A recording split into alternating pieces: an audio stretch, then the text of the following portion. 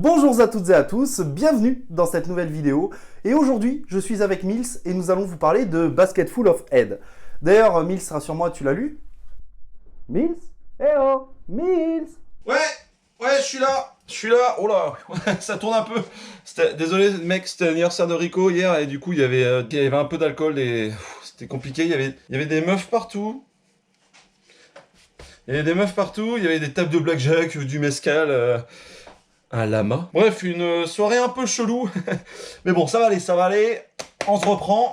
Let's go mon pote. Bon, et Basketful of Head, alors le nouveau récit de Joe Hill au Black Label chez Urban? Ouais, tout à fait, c'est dessiné par Léo Max, un dessinateur italien que, à titre personnel, je ne connaissais pas, à qui on doit Bataille, La Montagne Invisible ou encore Lucifer. Ok, en fait, t'as grave bossé ton sujet. Bon, Mills, est-ce qu'il y aura des spoils dans cette vidéo? Sois tranquille, mon pote, on va essayer de faire au mieux. Et si tu nous présentais la 4ème de couverture, Mills? Donne-nous envie de lire. Ok, mon poussin, je vois ce que tu veux dire. C'est parti. John Branch mène une vie bien tranquille jusqu'au jour où 4 criminels parviennent à s'évader de prison et enlever son petit ami Liam. Pour leur échapper, June n'a d'autre choix que de se munir d'une arme étrange, une hache viking du 8e siècle. Mais celle-ci est dotée de propriétés bien singulières. Pour sauver Liam, June n'a plus qu'une seule solution, garder la tête. Ou plutôt, tout un panier de tête. Froide, hein. Oh putain, mon pote, c'est trop bon ça. La couverture en hommage à Georgie dans Hit, la jeune blondinette étudiante en psychologie, les criminels, la tempête ou même la hache magique sont des références aux vieux films des années 80. Et on pourrait se poser la question de savoir si le scénario est tout aussi kitsch que ces vieux films. J'adore la mécanique, mon pote. Eh bien non, Joe Hill prend le temps de faire monter la pression au travers d'une tension presque palpable, digne de véritables montagnes russes. Bien sûr, il s'est servi de ce qui existait déjà dans la culture horrifique sans jamais le copier trait pour trait, et c'est tout à son honneur, mon pote. Effectivement, le scénario est un parfait équilibre entre ambiance horrifique, surnaturelle et second degré, parce que, disons-le clairement, des têtes qui se détachent et qui continuent de parler, c'est assez drôle. Enfin, je crois. Mais oui, mon pote, évidemment que c'est drôle. Et justement, il nous prouve qu'avec un scénario what the fuck, la crédibilité de son histoire reste intacte. Putain, mais je commence à parler comme toi, mon pote. Ouais. Chaque page du scénario transpire la peur et renforce la tension sur le lecteur. Joe Hill nous révèle lentement et méthodiquement la vérité sur chaque situation, menant à des révélations surprenantes, parfois choquantes, presque comme l'humour de Mills. Attends, j'en ai une. C'est l'histoire d'un Belge, d'un Français, d'un Chinois qui... Bah Mills, calme-toi quand même, tu vas niquer l'algorithme YouTube. Bon, en tout cas, une contradiction que je trouve très subtile, c'est le détachement des têtes et l'attachement que le lecteur peut ressentir pour June tout au long de l'histoire. Est-ce que tu crois que c'est voulu, Mills? Ah, c'est à moi que tu poses la question?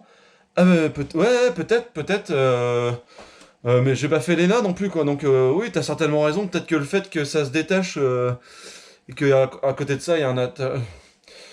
Tu peux faire des phrases plus simples pour aujourd'hui, parce que j'ai mal à la tête, mec, s'il te plaît. Ce comics m'a également permis de découvrir le dessinateur Léo Max, que je ne connaissais pas, et je vous avoue que j'adhère totalement à son style qui magnifie le scénario et s'approche du franco-belge. De plus, les cases et les planches contribuent à rendre l'atmosphère pesante, terrifiante.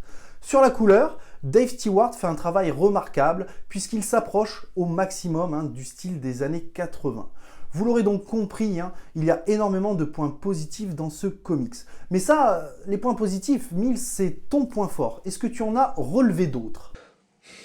Ouais, les plus, mon pote. Moi et un G, on a adoré ce comics, on l'a bouffé d'une traite. Dès qu'on touche à des scènes en mouvement, comme dans les combats, c'est hyper réussi, mon pote. Effectivement, le dessin et la couleur sont tout à fait remarquables. Moi qui viens de l'école de la BD franco-belge, j'adore ce genre de dessin rempli de détails qui sert énormément l'histoire. Le format et le papier sont de qualité et la cover défonce, mec. Et j'adore l'évolution du personnage principal, John Branch, qui commence un peu timide et qui finit complètement affirmé. Ok, je te rejoins totalement. Et des points faibles, du coup ? Ah ouais, oui, bien sûr. Et c'est quoi ça, Chut, hop.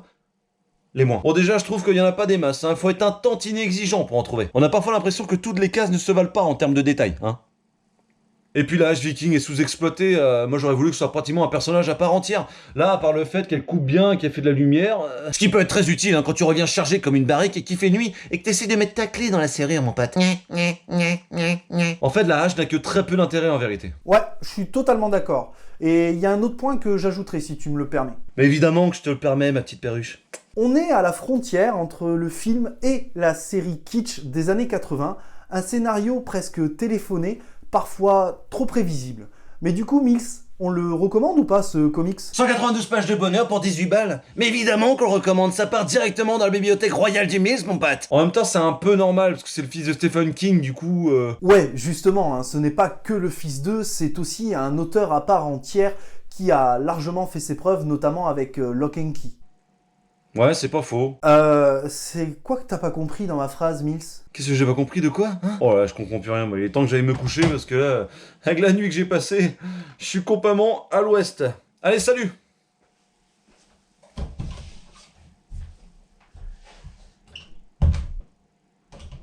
Ah oui, et n'oubliez pas de lâcher un like et de vous abonner à la chaîne d'Ingé Comics et à la Cape du Mills. Je compte sur vous, les potes. En tout cas, j'espère que cette review vous aura plu. N'hésitez pas à nous dire en commentaire hein, si vous avez aimé ou non ce comics, ou si vous souhaitez en savoir plus hein, sur la soirée de Mills et son lama. Prenez soin de vous, et n'oubliez pas, de grands comics impliquent de grandes lectures. Ouais, c'est ça, à très bientôt, mon pote.